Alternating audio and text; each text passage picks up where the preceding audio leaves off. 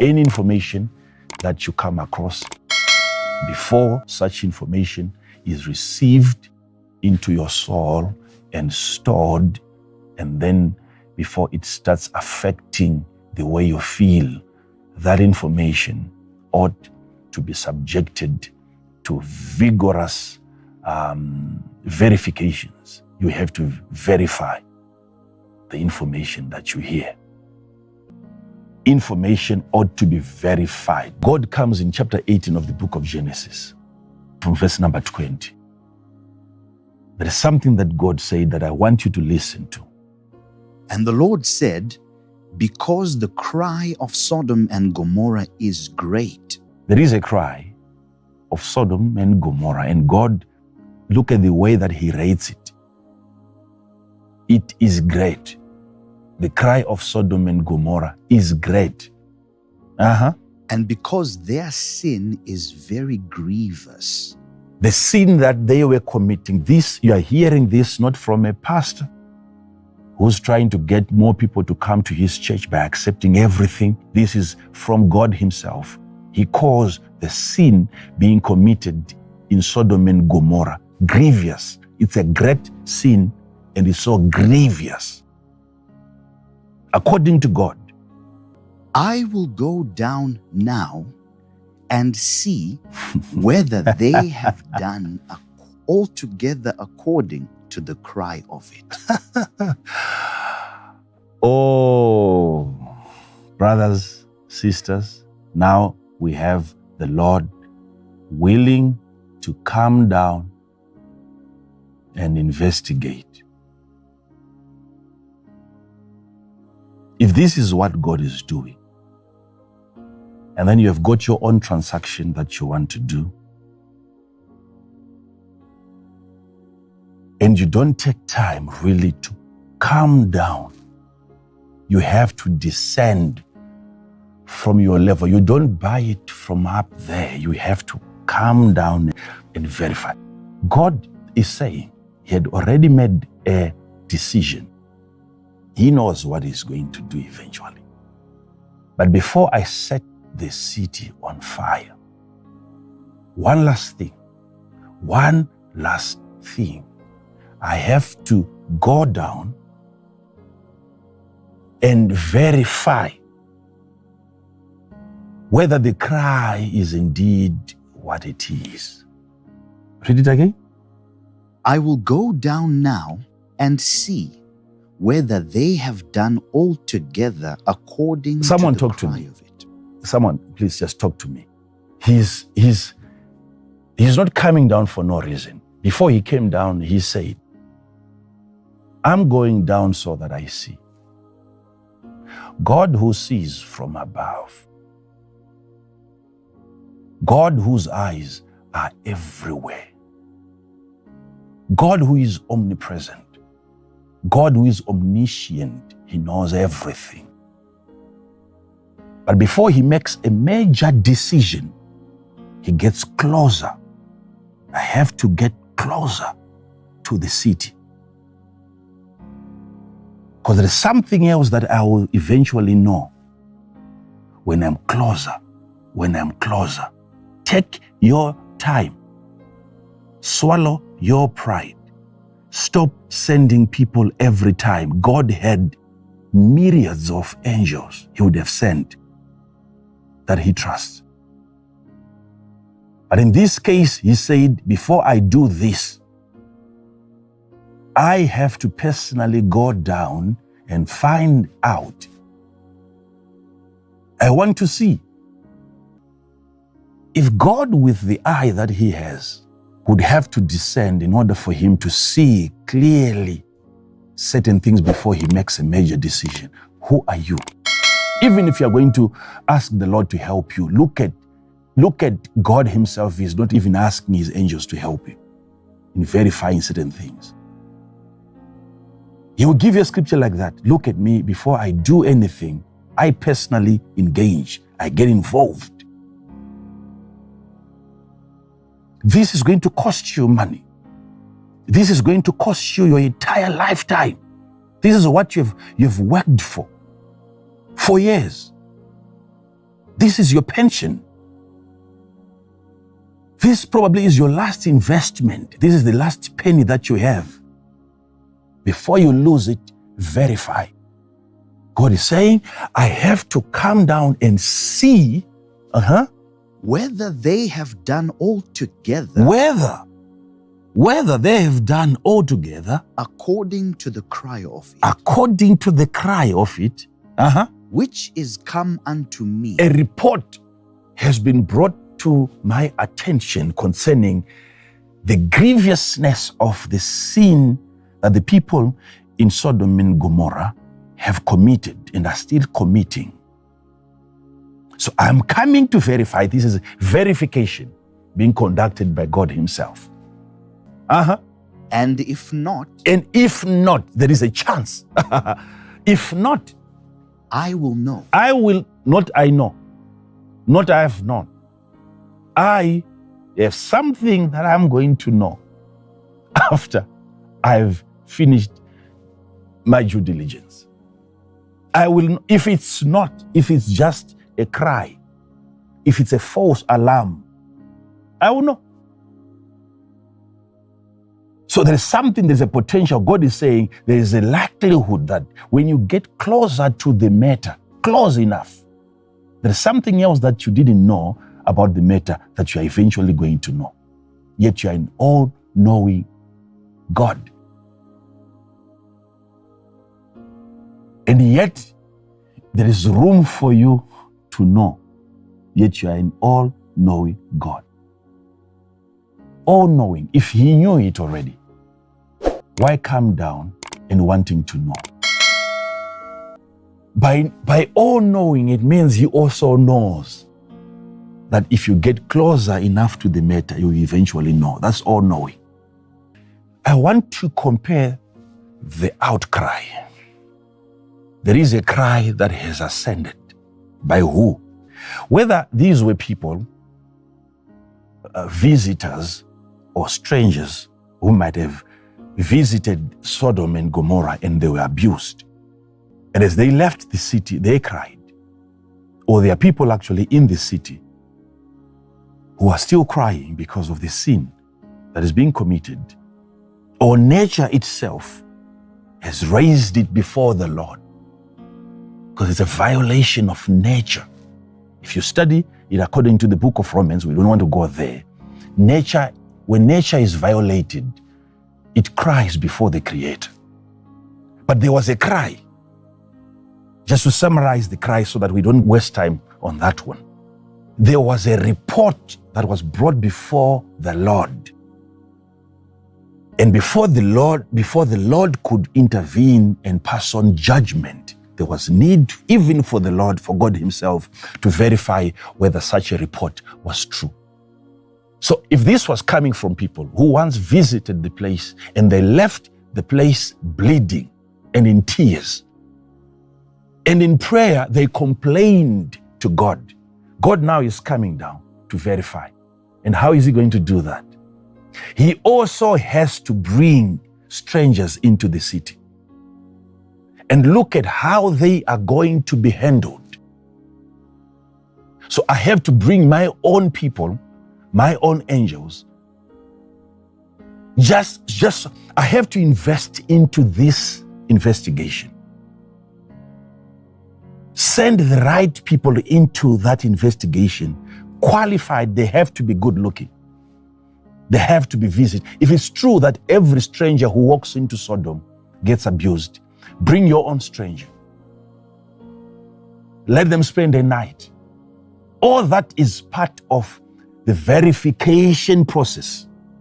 How much have you put into the investigation? Lest you buy a lie. So there's a possibility that what God might have had was not true. If a lie can reach the ears of God, my brother, you have to listen to what I'm teaching tonight. If the devil can lie to God, if the cry to God concerning Sodom can be false. And it calls for God to verify the cry before he makes a move. Who are you? So I've come to find out. He's not going to find out prophetically. I will send people into the city, and they will give me a report. I will not drop even a drop of fire into the city until it is confirmed that this indeed is what these men are doing to each other. Where could the lie be coming from? It might have originated as truth. But as truth gets transported, when you look at truth as it migrates, as it moves, it gets distorted. And by the time truth arrives, it's no longer truth. There is so much lies attached to the truth, to a point where let me give it to you this way, because the atmosphere, when we talk of a fallen nature, we are referring to a nature that is fallen. It's a nature that is damaged. Fallen nature, it means the nature has a disease. The nature is sick. The nature is now underperforming. It's not just the nature, the human nature. The nature around humans is fallen. There's a possibility that a cry can be raised from earth going towards heaven. And somewhere in the atmosphere, there can be some distortions to a point where it arrives in the ears of God, and God has to come down, okay? Making sure that you avoid space in between truth and what you eventually get. Getting closer to the thing. Getting closer to the thing. This is why some of the people that you thought were bad, when you got closer to them, you realized everything that you might have heard concerning them was not true. There was distance, there was space, there was nature in between, which is fallen. And everything that tries to stand along the way is also made to fall by the nature that is fallen. It's some kind of gravity that truth has to survive before it gets to you.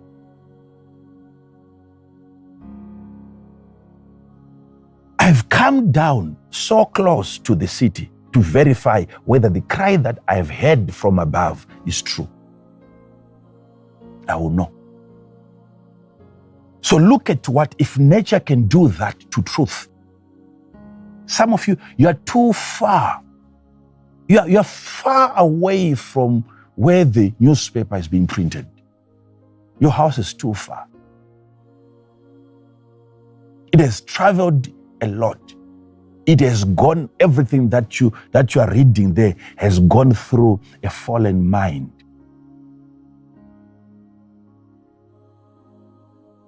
Verify that. You have to be willing to verify that. Verification is very important. Do you know that David had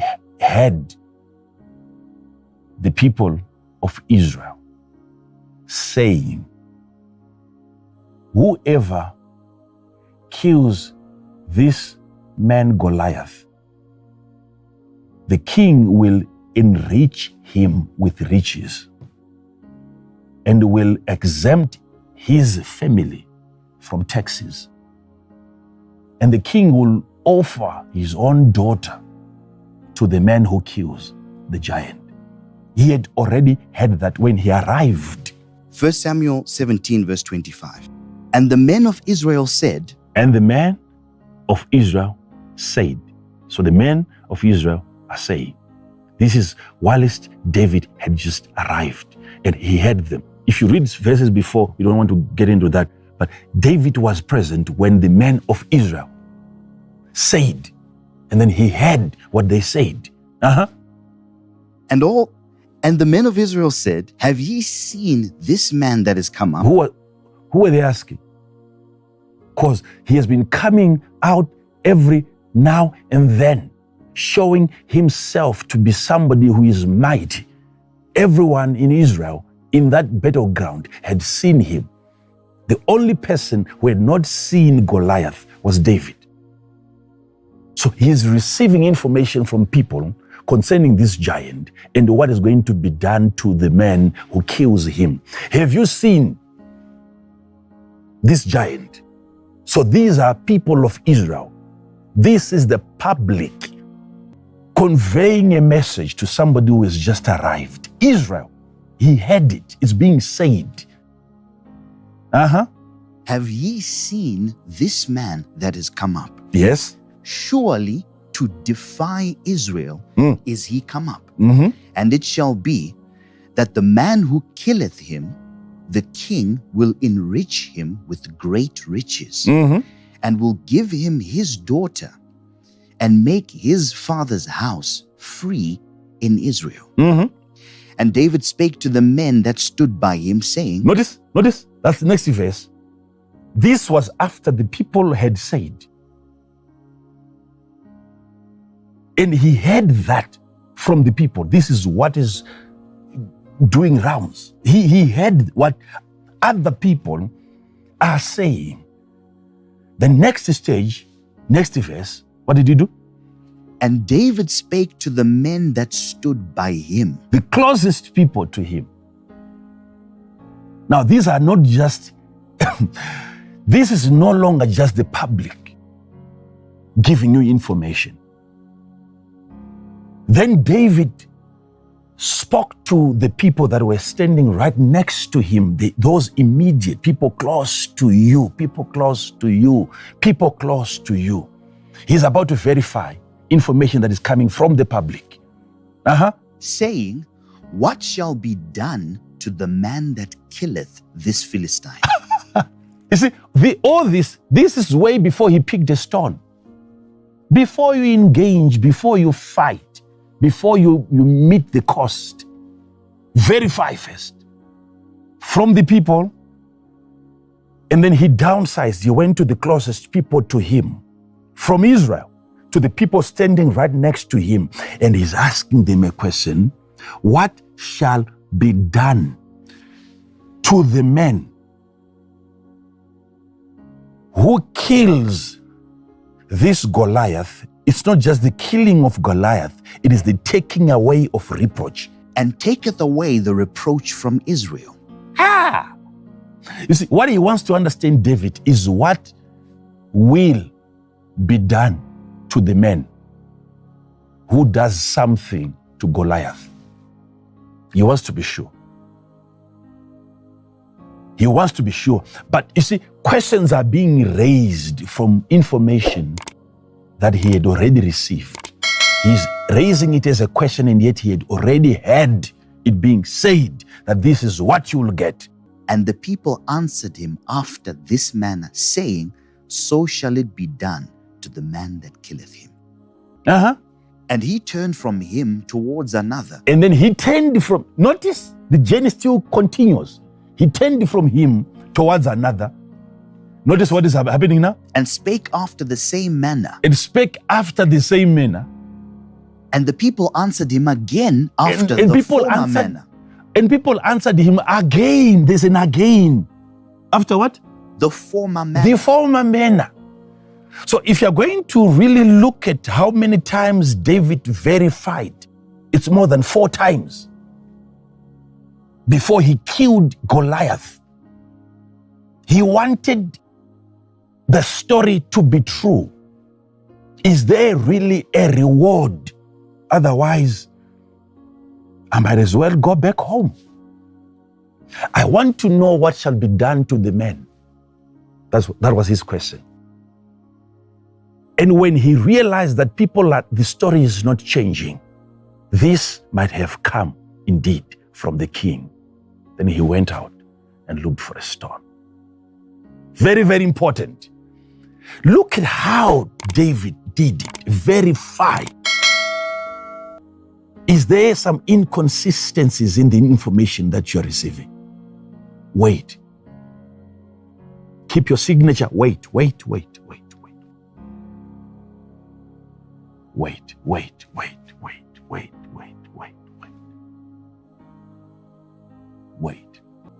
Get out of your office. Visit the place before you sign the check. Leave your heaven.